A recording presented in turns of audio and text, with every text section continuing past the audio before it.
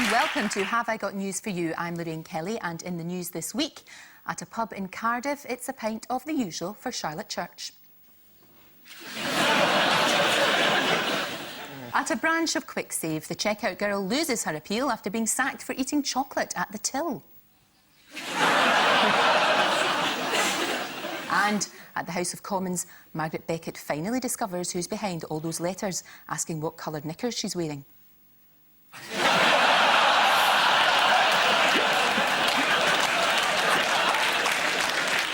Ian Hislop's team is a writer, comedian and actor who told The Guardian recently that after his death, he'd most like to be remembered with a memorial fountain that gives everybody verrucas.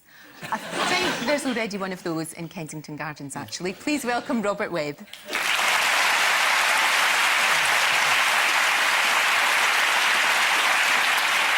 On Paul's team, a man who, as the BBC's political editor, recently made it onto a list of the 100 most powerful people in the media. Admittedly, he was 94th, but on the plus side, he was one higher than a bloke called Anurag Dixit. Please welcome Nick Robinson. There's still time. Anyone is up. Anyone is up.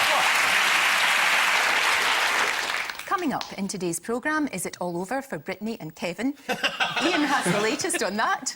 And Paul will be showing us something imaginative to do with spring onions. But before that... Paul and Nick, have a look at this. OK, this is obviously the new Tory leader, David Cameron. This is the first civil partnership. Yeah. Isn't it? Oh, they've split up already, look at that. He forgot the ring. Yeah. He's found it again. Yeah. Hello. Bye. Yeah, thank God I didn't get elected. You see, we're all in the new modern Tory look. No ties for us, you see? No. Yes. You are Not very boring casual. middle-aged You're men very anymore, no. casual. Very, very casual indeed. Is It's that a a kind of... relief. Is that a statement you're making? It is. It's very new Tory, this is. Right. You've heard they've got a new phone answering machine at Conservative Central Office. It says, as it picks up the phone, if you'd want some, Yes. press the hash key. Cameron's been saying that he's at ease with modern Britain, which is basically a Tory way of saying, I'm not a bit of a racist. It's all going to be very different now. Actually, in Prime Minister's Question Times, he was, the first thing he did was to tell Hillary Armstrong, isn't it, the Labour chief whip, you're shouting like a child! At which point, every Tory behind him went, yeah, you're shouting like a child, and you've been done! Yeah. Excellent. We need to ask really, though, important political questions, because you're here. Yeah, OK. What's his favourite TV show? Is it Deputy Dog? No, it's not. The Deputy Dog's a really good show, It is, but isn't no, it? it's They should not. bring that back, shouldn't they? But with human beings instead. Don't you think?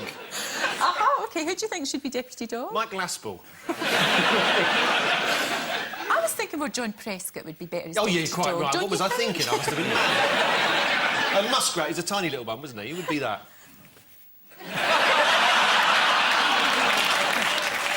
So, nobody knows his favourite TV show, no? It's Top Gear. Is it? Does he think it's about... Something Does he know else. it's about cars? Does he know it's about cars? Now, what did David Cameron do when he appeared on that victory platform with his wife? He mouthed the words, I love you. And he rubbed his hand across her swelling belly. He did. They told us that he said, I love you. He's in fact saying, oh, my God, what do I do now? Actually not told him that she was pregnant. We found out there and then. She should do. People should do. Yeah. We should. Now, this, of course, was the news that David Cameron has won the annual Tory party leadership contest. As the son of a stockbroker, David Cameron had a public school education and enjoyed a comfortable upbringing in Oxfordshire, whereas his wife, Samantha, well, she grew up on an estate. The 300-acre estate, alongside her father, Sir Reginald Sheffield. Ian and Robert, here's yours. The lovely Treasury team. That's the old guard. That's a plate with growth written on it. And a pencil. North Sea Oil. That's George Osborne. He's a cheeky little fella. And he isn't, is he, really? No, he's not a cheeky little fella. He's a grumpy old fella. This was the pre-budget statement. Which, gosh, that was interesting. I expect everyone watched that. I've taped it for generations to come. He only admitted in the middle of his speech that he'd got all his predictions completely wrong. But actually, the speech started by saying, I'm going to give lovely old people lots of lovely warm fuel this winter. And then he said, that stuff I said before the election about growth, it's rubbish. How do you think GMTV handled the pre-budget statement when Gordon Brown came on? Was it a giant chicken in a nappy? No, but I'll remember that. Yeah. Alright. Do you want to see what happened? Yes, Not please. terribly. Yeah. Oh, go on, have a look. When we come back, we hope to be speaking to Gordon Brown, the Chancellor of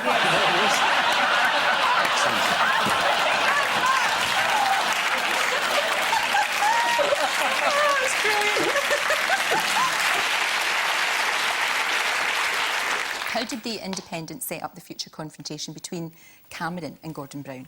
Did they stand in the background going, fight, fight? Did they do that, the whole of the Independent? Do you know what? That would be really good if they did that, and then we wouldn't have to go through all I'm this. full of good ideas, nobody listens to me. What they said was the countdown for the next general election has begun only 7 months after the last one. F***ing brilliant. Can't wait for that, eh? Everybody. Happy days. Happy days. Is it true? Nick, did you? I'm so sorry, I don't know what came over me. You've got a mouth. You're as bad as Anna Ford, you are. This used to be a respectable show until you started coming on. For a respectable Channel 4 show, I feel dirty now.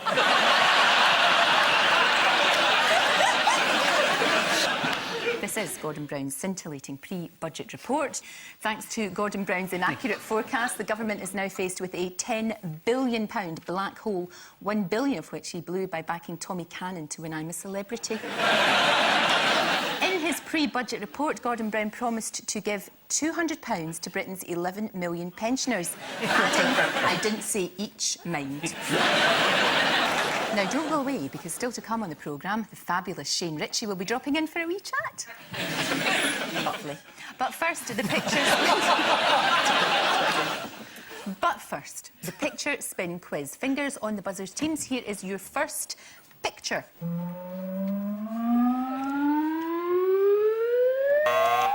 OK, Paul. Oh, this is a new creature that's been found, and there it is there. It's got unusual characteristics. It's got the tail of a monkey, the body of a cat, and the eyes of an ever-ready battery. It's amazing, I've never ever seen it before, because you can spot it in the dark very easily. Yes, it's somewhere in Peru or just outside of Watford, somewhere like that. Borneo. Yeah, that's it. I knew it began with B. That's I was fine. in Bournemouth next. I'm going to do something. What's infuriated scientists about this? Well, it keeps eating their biscuits. And for 40 years, they've been blaming each other. Then suddenly they realise there's somebody out there eating biscuits. It's called a biscuit-eating lemur. They were actually very cross because a large leaf obscured the creature's face just as the shutter went off, you see. Yeah. So you can't really see it all that well. The first meat-eating creature to be discovered for over 100 years. Does anybody know the last one that was discovered? John Prescott. It was the ferret badger. Apparently... What do you call a cross? Is that called a beret? Not badger, surely. Badger. Badger sounds like... I know what it sounds like. That's why I'm sticking with beret. It's just called a ferret badger. How many new species of animal are discovered in Borneo every month? 85 million. Lower. 7. Somewhere between 7 and 85 million. You sound like Gordon Brown now.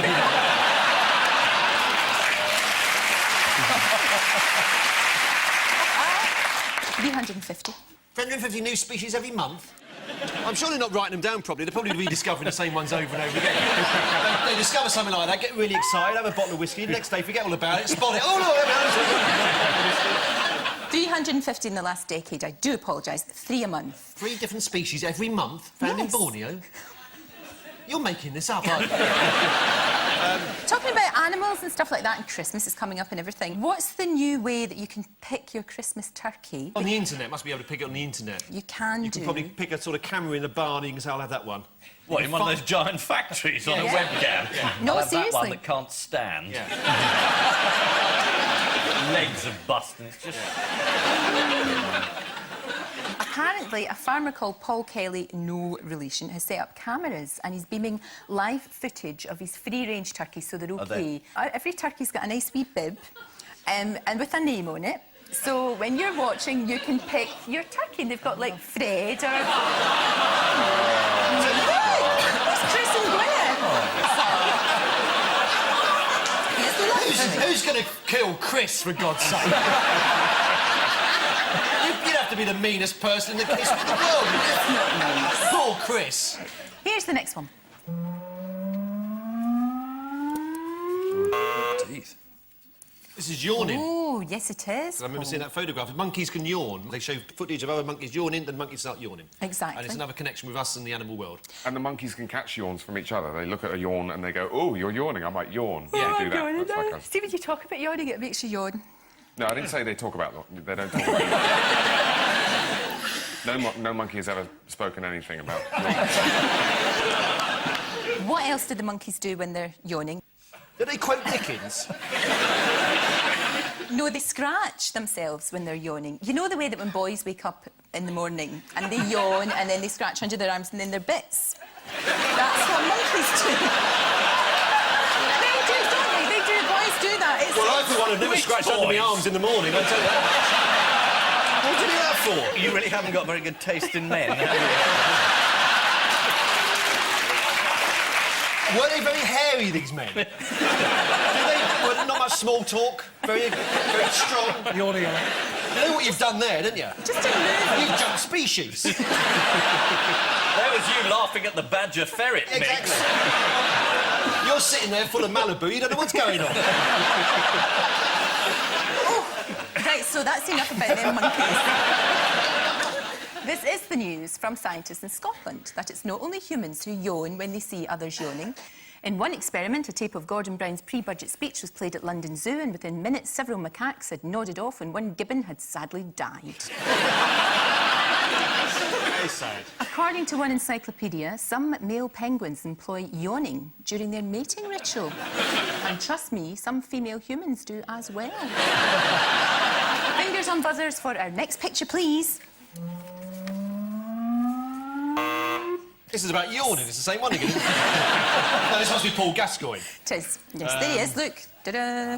He's having a bit of a hard time at the moment, isn't he? He's just been sacked from Kettering Town as a manager because he was... they said he was drunk the whole time. Do we know what Gaza said when he was sacked? Well,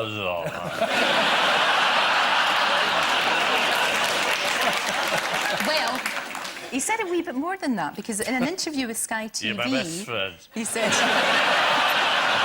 This is what he said. I'm sacked, but I'm turning up. I'm sacked, well, I'm not sacked. At the end of the day, I own the club. I run the club. I don't own it. But I still do. So there you are. He's sorted it out. He's absolutely fine. I don't know where these drinking allegations came from. Is Kettering a very successful club? Very. They're second in the Premier League. He'll Just believe behind you. Fulchester Rovers. Is Roy still playing? Yes, he still is. He's 86, but he got a hat-trick last week.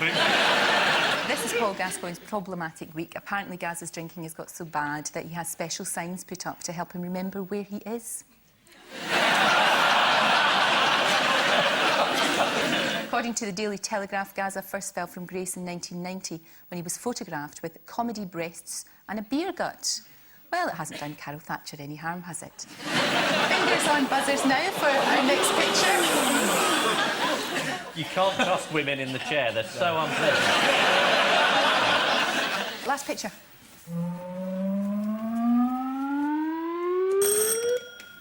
Yeah, this is civil partnerships. And you can get a cake of it. Starts on December the 20th. 21st. 21st. Sorry, I was trying to get in early. Are you going to one on the 20th? You got me ready to I've go got a to the... special dispensation, as it happens. We're still on for the 20th. Yeah.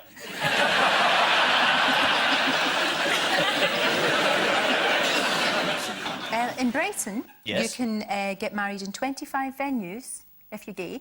Why is the Brighton Town Hall's registrar name appropriate for his job that he'll be doing? Is it Mr. Gay Boy? Mr. Game Boy?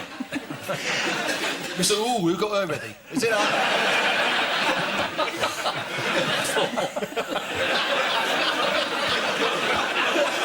Do you know what I mean? No, he's called Trevor. Oh, yes. But his surname is Love. Trevor Love. That's Oh, lovely. isn't that right? That's lovely. Yeah. We like that. Takes the Very curse good. off Trevor, doesn't it? Now, which high It's going to be profile... difficult during the wedding, isn't it? Millions of people saying, come over here, Trevor Love.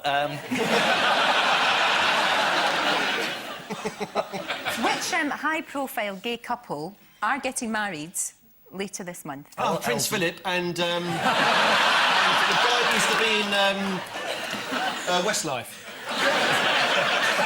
Is it not that? I'm sure I read different papers to everybody else.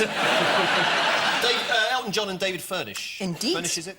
How do you think The Sun covered the whole story about gay weddings? Puffs get hitched. No. I have to tell you, The Sun has been incredibly supportive about this whole issue. Good. In fact, earlier on this week, they gave over a whole page to a lesbian couple, just to prove it. There they are. There's Becky and Melanie. They're only in that position because somebody stapled their heads together. It's the introduction of civil partnerships for gay couples, which has been dubbed gay marriage. The new law is a symbol of how far gay rights have moved on in Britain. One veteran activist described life in the Royal Navy in the early 1960s. Any hint that you were gay would lead to an immediate discharge. Which means at the end of this round, Paul and Nick have 5 and Ian and Robert have 3. Family show.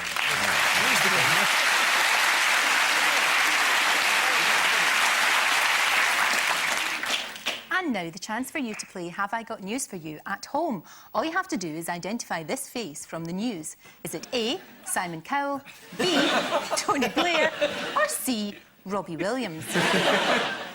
Round 3 is the... What was that true? The truth is, the quizzes on GMTV are never that hard. No. I saw one where Ronnie Corbett was being interviewed about a year ago. Yeah. The question was, Ronnie Corbett is part of a well-famous double act. Are they the 2 Derricks, the 2 Clive, or C, the 2 Ronnies? And 50% of people got it wrong. Do you sometimes think you're broadcasting to a bunch of thickos? Round 3 is the odd one out round. Ian and Robert, your 4 are Damien Hirst, David Blunkett, Kenneth Cope, and President Bingu wa Mutharika. So, who's the odd one out? Is the president the only one who's wearing half of Blunkett's face as a hat? Is it to do with he was in Randall and Hopkirk Deceased? Yes. And he played the ghost. Kenneth Cope did indeed play the ghost, yes. So he played a ghost. Damien, he stuffed a ghost and pickled it and displayed it in the tape. What happened to real art then, and painting and everything? Instead of all this Dunno, we haven't got nonsense. time this morning. And over to... Very, very Your good. views on Turner. Anthea Turner. The other 3 have all seen ghosts, apart from Kenneth Cope, because he was a ghost. He's the odd one out. Kenneth Cope is the odd one out. You're absolutely right. They all have haunted houses, apart from Kenneth Cope, who was a ghost Well, himself. I mean, Blunkett haunts the house because he won't get out of it. Every time he gets sacked, he said, oh, yeah, I'll leave, and then he never does. Well, what Hangs is... about there, the new owner comes in, hello. Now, what about President Bingu? Does anyone know the traditional African name of his wife? Bunty? Don't say that's close. Bunty is quite close because it's Ethel. Soon after David Blunkett moved into his Grace and Favour house in Belgravia, he discovered it had a reputation for being haunted. I was kept awake by unusual noises and knocking after dark, said an exhausted ghost. Paul and Nick, your 4 are Franz Liszt, Freddie Mercury, Rolf Harris, and Nick Robinson.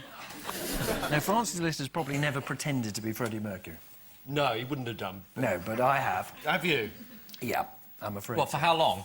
Couple of years? The whole time? A career-ending 9 or 10 seconds in. Andrew Marr told me it was in the contract that I had to make a prat of myself on Children in Need, and I believed him. Yeah. Rolf Harris must probably have covered a Queen song. Yep. France Liszt, Hungarian Rhapsody, whatever. Is the beginning of Bohemian Rhapsody taken from Liszt? No. Have the other 3 all been involved in Bohemian Rhapsody and his is a Hungarian Rhapsody? You're absolutely right. Absolutely right. They've all performed Bohemian Rhapsody apart from Franz Liszt, who wrote 19 Hungarian Rhapsodies, would you believe? Did everybody see Nick and Children in Need? No, I missed it. I missed it, didn't Was you? it this year? It was. Let's have a look then. I think we should have a look. Open your eyes, look up to the sky. I'm just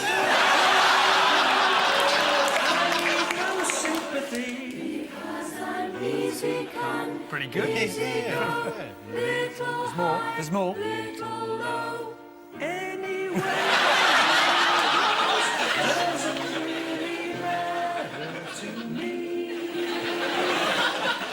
What's this about newsreaders and reporters? Very good. Very good. You know the bear from Bo Selecta? Oh, yeah. Yeah. It's uncanny. That is you, isn't it? That's you. That is you. Because my mother might be watching this show, I don't want you to tell her what happens to the bear. No. Rolf Harris did a version of Bohemian Rhapsody. Do you want to hear it? Yes. I see a little silhouette of a man, Scaramouche, Scaramouche, when you do the fandango.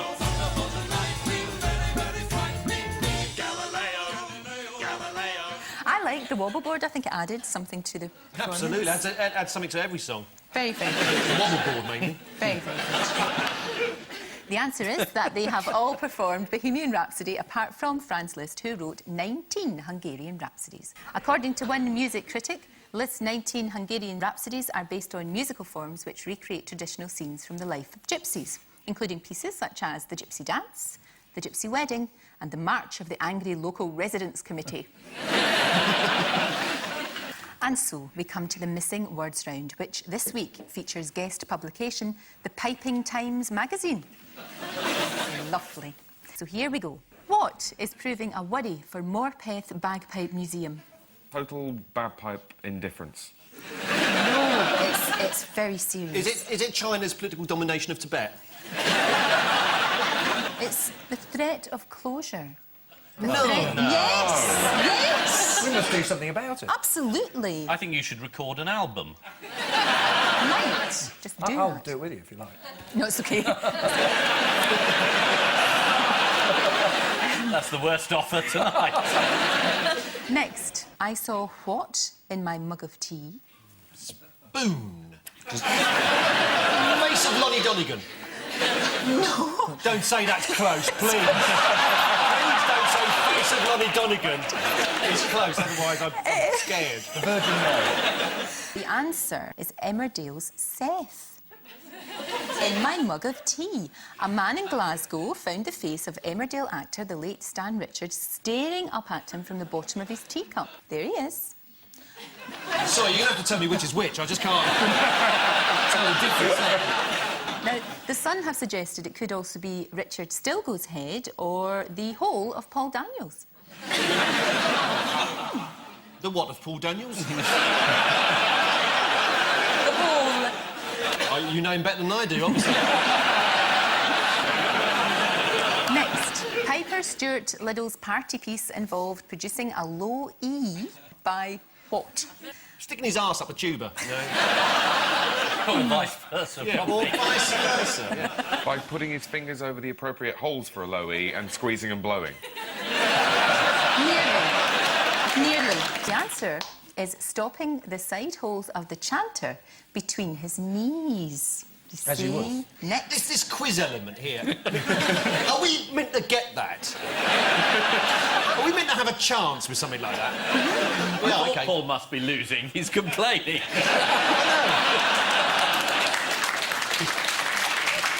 I may be behind in this, but I'm 6-1 up in the series, so... You can't talk about it, it sounds like boasting. I've been wanting a parade for years, like a special surprise parade. Little kids coming out with papier-mâché heads that look like me. You talk to the producers and they go, oh, yeah, and it never happens.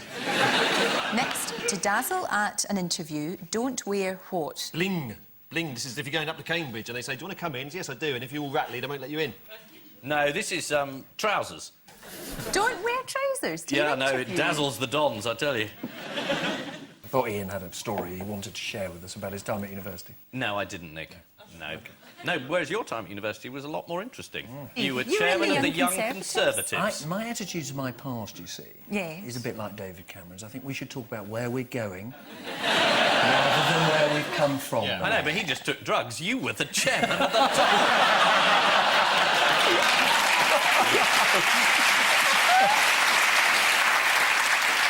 The answer was bling. Bling, yeah. Absolutely. The authors of the Guide to Getting into Oxford or Cambridge advise you to remove anything that dangles if you have a tendency to fiddle with it. Or, alternatively, just take your hands out of your pockets, eh, boys? Why do boys do that? Every round it's you saying, oh, boys, they scratch themselves, discharge here, ball, bling, trousers. You do, though. You The do. most sexist programme I've ever had the misfortune to be on. Well, the final scores are as follows. Ian and Robert have 8. Paul and Nick have 9. He's done it again. The parade. Well done. Is there going to be a parade? We'll get you a parade. It's got nothing to do with you. You won't be here next week. Big crappy mess your head to look like me, just doing smiley faces. Has it got to be you? Well, yes, it's my parade. Because... Well, I'm going to sit there and go, oh, look, there's Anne Marshall, that, Winston Churchill. Oh, thanks for the parade. Everybody who looks like everybody else but me. Before we go, there's just time for the caption competition. Asteroid people on collision course with Earth, try not to think about it. Men eager for anonymous sex gather on hillside.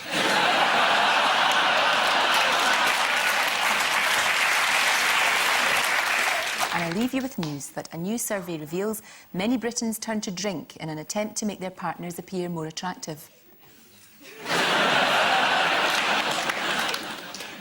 In China, disaster looms for the farmer who tried to combat bird flu by feeding his livestock with steroids.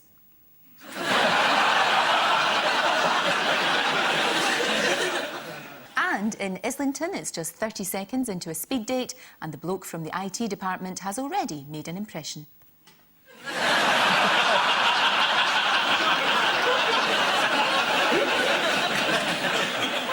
Good night.